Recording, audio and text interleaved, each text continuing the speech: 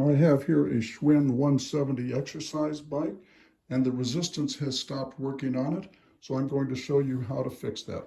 First thing to do is to take the seat off and to remove the housing and the pedal. You only have to do it on the left side to fix this, so you can leave the right side intact.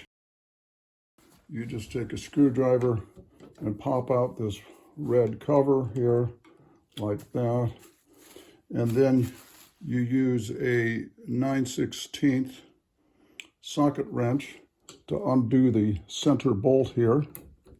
Mine's already loose. The first time I did it, you have to lean into it a little bit more to get it. Then what you need is this special tool that's used for extracting the crank from the center shaft there.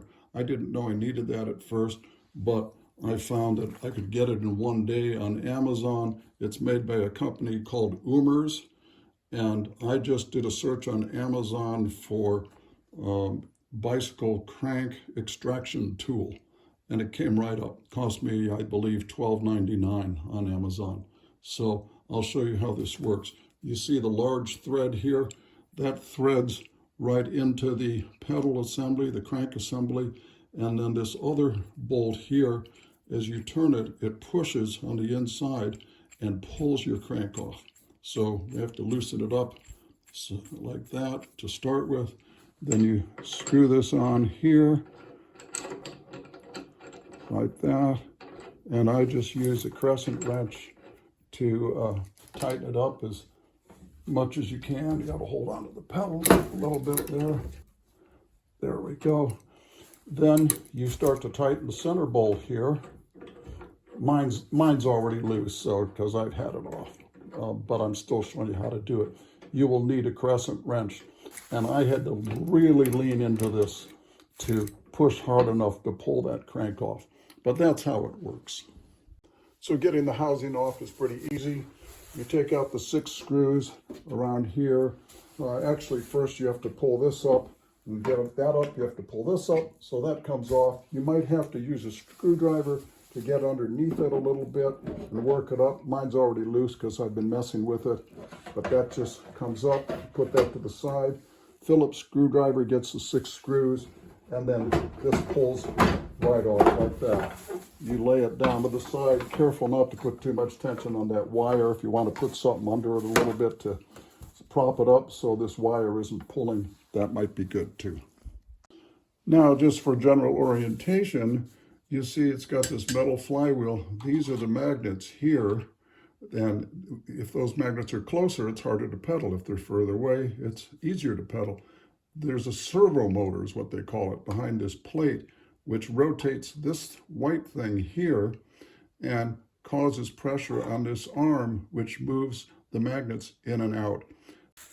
And basically what has to happen is when you push the toggle on the main console, this black thing has to rotate really almost over to here for the magnets to get close enough.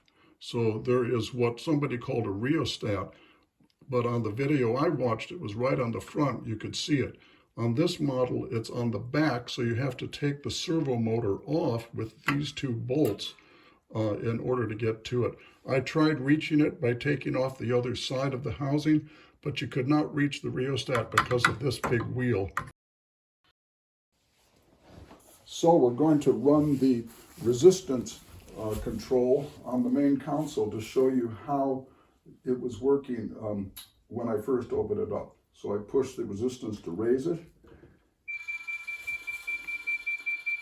and you'll notice this is starting to move, and the magnets are moving, but then they only go that far, which is not far enough to get maximum resistance.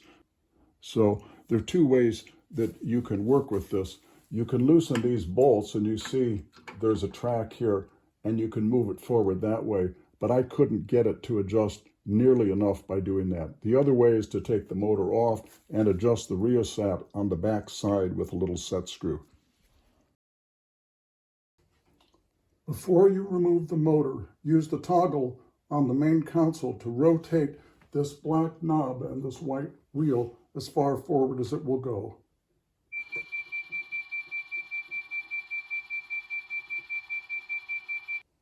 This will help you wiggle the motor free once the bolts are undone. Then unplug the bike. The next thing is to remove this spring with a needle nose pliers. You kind of grab it and pull it, set it up to the side. Then you take your socket wrench, find the right one. Mine says 5/16, and you loosen the screws here.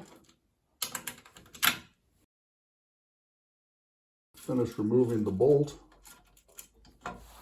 and then you kind of have to finagle this motor to move the magnet forward and kind of mess with it till that black thing clears the lever here. And now we have the servo motor off, and you'll see there's a little set screw here that you can work with a tiny Phillips screwdriver. Now, the set screw moves about 3/4 of a turn. Turn it clockwise until it stops, then back it off counterclockwise about half of its distance from fully clockwise to fully counterclockwise. You may have to experiment plugging it back in and using the resistance control to see how far the black knob travels. This can be done while the motor is off the bike. If you haven't already done so, move this lever so the magnets are touching the flywheel. Then you can kind of prop this up like that, and then you can use the toggle on the main console to move it forward. So remember, you want to adjust it. So at maximum resistance, the black knob here is pointing just about forward. You have to take into account the angle here, but you'll see I've got it adjusted just about right there. Now, leaving the motor rotated in this same far forward position, unplug the bike, and then take the motor and manipulate it so you get that knob over the lever and in place. Then you'll probably have to try to pull the magnets back like that and kind of jiggle it around, and then we can put the bolts in. Before you tighten the bolts, you can notice that you have a small amount of adjustment because there's a little bit of an elongated bolt hole in the metal plate here. So it will go back and forth like this. So if I leave it there, the magnet's touching the flywheel, so I'm going to bolt it down about there. So you hold it in place and tighten the bolts. But that gives you a little extra wiggle room to get it adjusted just right. And then you reattach the spring. There, all done. Now, let's see what kind of rotation we have now as we run the adjuster up on the console here. So I'm pushing it. Of course, you have to plug it in to do this. You see this rotating, you see the magnet moving.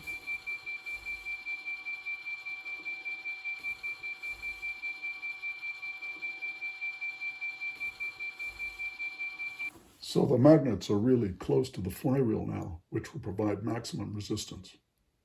So now all we have to do is put the bike back together.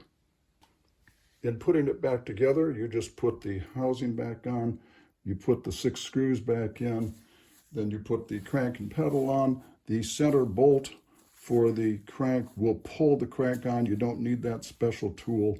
You might want to try pedaling on the bike before you tighten all the 6 screws on the housing, or before you even put any screws in, just to make sure that it's working the way you like. If not, then you can take it down again and readjust that set screw. Hope this video has been helpful to you. Happy pedaling.